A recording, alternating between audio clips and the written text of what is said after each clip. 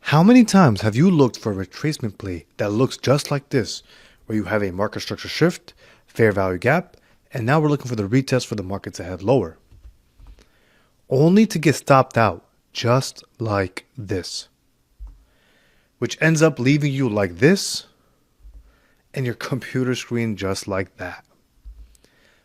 Well, no worries, because today I'm going to show you guys exactly how to properly analyze the markets using a simple yet effective time frame alignment approach.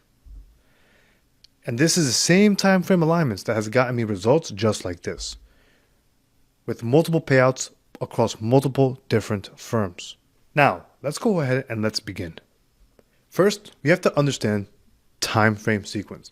So many times people will have a specific bias on a specific time frame, but then they're on a time frame way too low.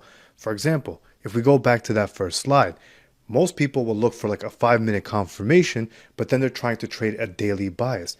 That is too far apart, which is why I've created the time frame sequence that I personally use in my trading.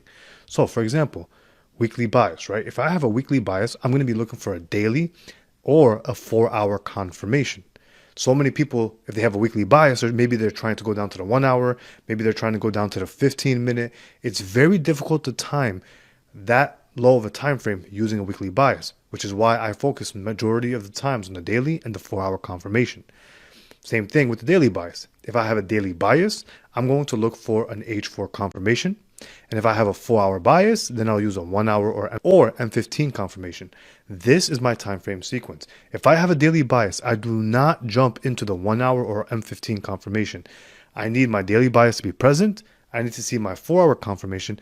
Now, if my 4-hour confirmation then can turn into a H1 M15 confirmation, as we're going to see later in the video, then we can go ahead and have that sequence. But if I have a daily bias, whether that's bullish or bearish, I need to see my 4-hour confirmation. Now, there are multiple ways to determine bias. I have a bunch of videos on my channel in regards to bias, but for the sake of this video, we're going to use a very simple tactic using market structure, and then I'm going to implement the confirmation entry type as well.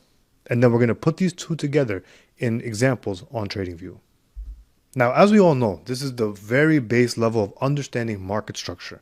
So in this example, let's just say the market has a swing low, swing high. Typically, the market is going to have some sort of retracement, especially if there's some sort of fair value gap or reference point that's in here. And then we could typically anticipate a higher low. And if a higher low does form, we're going to essentially make new highs. This gives us the framework to target this high right there. And if this is a daily chart, if this is a 4-hour chart, if this is a weekly time frame, this gives us a directional bias when we can correctly anticipate a trend. Same thing with a downtrend. The market will typically have some sort of high, we'll have a low, we'll have the market making a lower high, then making new lows. So in this sequence, again, we can then use these to target specific objectives. And then this gives us a directional bias, especially if this is on a daily time frame, weekly time frame. There's a lot of range that we can go ahead and catch. Now, inside of these areas and the higher lows, we're going to be looking for a very specific confirmation type. We're going to pair that directional bias with one of my favorite confirmations, which is the EBP, engulfing bar play. If you're someone who's been around the channel, you already are familiar with that. Now, I have a whole playlist on the engulfing bar play on my channel. It's 3 videos, but it's very, very informative on how you can use this actually for a confirmation method, but also as directional bias methodology as well. But for the argument's sake, we're going to talk about what the engulfing bar is. So we're going to talk about the bullish engulfing. So essentially, this is when the market sweeps the prior bar's low, and then we have a close above the prior candle's opening price. Those are the only 2 requirements that I need for a bullish engulfing. Now, inversely, a bearish engulfing is when the market takes out the prior bar's high, and we have a close below the opening price. Again, some people require it to close below the full bar, and for the bullish side to close above the bar, I don't. It just needs to close below, in this example on the bearish side, the prior candle's opening price.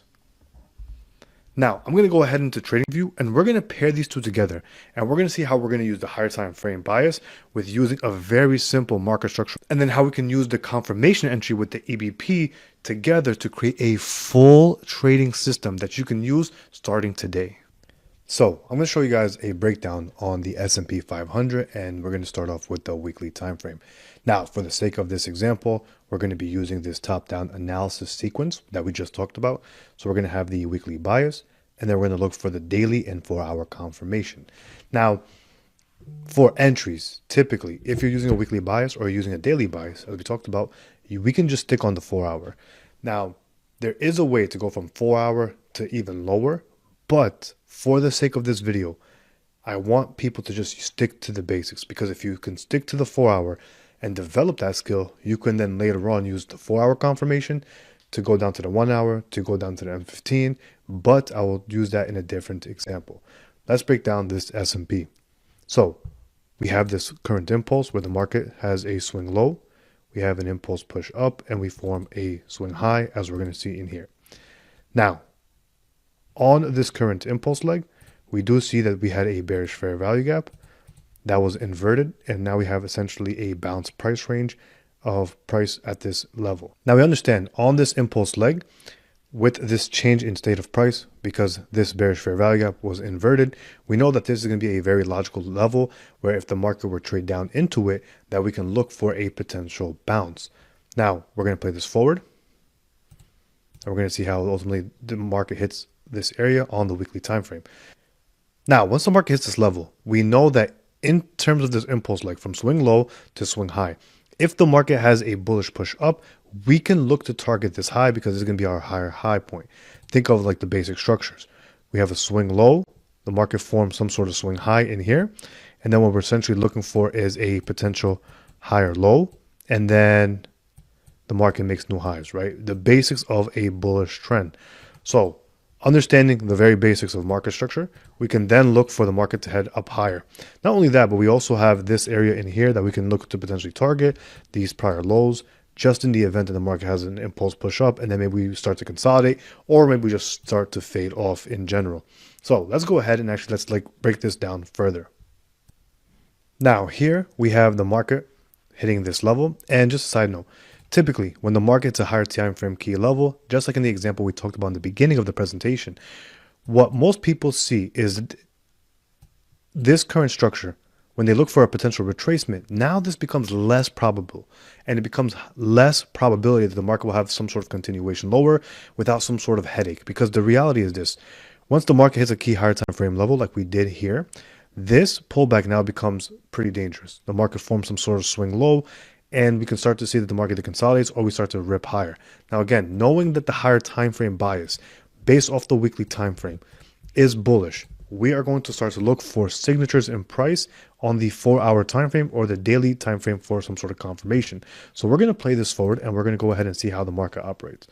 So currently the market is still bearish as we drop lower. So we have swing high, swing low. We're going to play this forward again, and then we go into a new day. And right here, we're going to see the market form what? Our H4 confirmation that we talked about, the EBP. Now I'm going to go ahead and I'm actually just going to highlight this. So it's going to be on the 4-hour time frame. And this is just my indicator that I have in order to identify the EBPs. So now on the 4-hour time frame, we're going to see, boom, right there, the market forms. And now most people are going to ask, so in this event, when the market forms the engulfing bar, because again, we swept this liquidity pool, we had a push up and we had a closure above the prior candle's opening price. Not only that, but we also swept this swing low in here.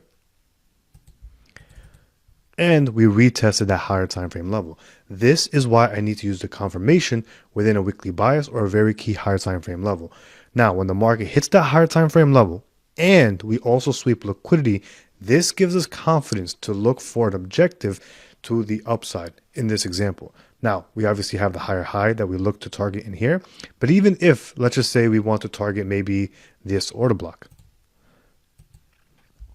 these relative equal highs as well, as we see that the market already hit that level, we're going to use these as potential trading ranges. So I'm going to mark from swing low to swing high, on the way to the potential higher high. And this could be another potential objective. We also have a bunch of imbalances. So as the market looks like this, Let me just play this forward. As we start to form this bullish engulfing, we swept liquidity, key level. Now, again, what do we see? We see there's a bunch of equal highs in here. We have a potential upside objective, and we do have that higher high. Now, this is the main key thing when it comes to an entry. In this example, when you have a very wide range bar like this, where obviously this is a lot of points and your stop loss would have to be fairly wide, what I like to typically do is I like to put my stop loss beneath the bodies of the candles, especially when we have a very big wick like this. Also, this now becomes an order block as we have a closure above. And this essentially is something that I don't want the market to trade a little bit lower, because typically after a run on stops, we should see aggressive price delivery. So when we go ahead and use this information, this is how we can go ahead and place a stop. Now the entry, if you want to look for an entry around the 25% or the 50% of this overall candles range, that's one thing that we can do. However, if we just take entry on the close and then the open of the next 4-hour bar, we could put our stop loss down here. We can look to target that level, and then if we, let's just say we want to target a solid 2R in here, so then stop loss is there. This would be our 2R objective. Now we allow this to play out. We see the market head higher and to the TP. And ultimately, again, if you're someone who's a little bit more patient and you were looking to target a higher high, this would have gave you about 3R. So as we play this forward, we're going to see that the market actually gapped up and ultimately hit our objective, and this went past 3R. Now, this is why it's very important that we have a 4-hour confirmation, whether we have a daily bias, whether we have a 4-hour bias as well. Now, let's go ahead and let's take a look at another example. Now, here's an example of the EURUSD on the daily time frame. So as we see here, the market has an overall swing high down to swing low. We swept liquidity before the impulse moved lower. We also have this imbalance that is present. And now we know that if the market is going to form a lower high in here using basic structure, inverse of what we just talked about on ES, then we know that the market is going to head down to this low in here because it will then form a lower low. Now just think of it from the bearish perspective. We have the market essentially having a swing high down to a low. Then the market is going to make some sort of lower high in here. This high is going to be lower to the one to the left of it, and is usually going to seek price down to make new lows, making a lower low. So again, using this as our bias on the daily time frame, we also have our key higher time frame level that's mapped out. So now let's go down to the 4-hour time frame and let's see if we can see a confirmation entry at this very specific level. So now that we have our range marked out, we're going to play this forward and we're going to see, do we see any potential bearish confirmation?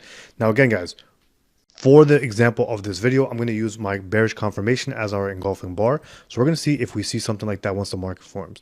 Now, we do form this bullish one. However, this sets price higher. Notice how we clear the liquidity, and what do we see on this next candle? We see the bearish engulfing form. So now this gives us our confirmation. Now, the reason why I included this is because this can be considered as our 4-hour bias now. And we can actually go down to the one time frame lower, because now we have the daily in a bearish mode. We have the 4-hour bias now being bearish. So now we can actually go down to the 1-hour time frame and look to see, is there any sort of imbalance that's present inside of this area that we can look to trade short? So let's go ahead and let's break down the 1 hour. Now, as we can see here, we have this clear fair value gap that's outlined. So we can just look for the market to head back up into here. Now, how big of a retracement do you really want and expect? It's really up to you guys. Typically, if you want to just trade as soon as the market hits this area, the low of the fair value gap, that's also very possible. If you want somewhat of a deeper retracement, so let's just assume you want the 50% mark of the overall fair value gap, that can also be something that you look for. So let's go ahead and actually make the settings on this. So we add the midline. So now that could be a potential entry point. So let's actually go ahead and play this out. And remember, our target is these lows in here. Now you guys see how we're able to put everything together from daily bias down to 4-hour, and then from the 4-hour bias, even refining our levels further onto the 1 hour. Let's go ahead and we're going to play this forward. We see, do we get that retest? The market comes into that area. Boom, we get into that 50%. So let's go ahead and put a short position on. So into that 50% mark. Our stop loss can go, there's two ways to do this. You can put it above the fair value gap by a few pips, or you can put it above the swing high. I like to put usually just above the fair value gap, just by a little bit, and then put my target again as our objective. Now again, guys, look how we were able to use the daily bias, the 4 hour, and the 1 hour. And all this together, we could still get a 3.4 RR on this trade. So as we play this further, we're going to see how this ultimately plays out. We start to see expansion to the downside. We actually see a market structure break because the market had to push up, break lower. We broke that swing low. So now we're going to monitor the trade. The market kind of fizzles out around the TP area, and then boom, down to the objective. Again, this is the power of using your time frame alignments within this context. So many people want to look for market structure breaks, but they lack this type of alignment and context. The truth of the matter is this: if you're able to catch 1 or 2 of these types of plays every week, you can honestly trade less and make way more money, because you can actually put on a little bit more risk, because now you have all these different time frames aligning. Now, if you guys enjoyed this video, would appreciate you leaving a like and sharing this video to someone who struggles with these different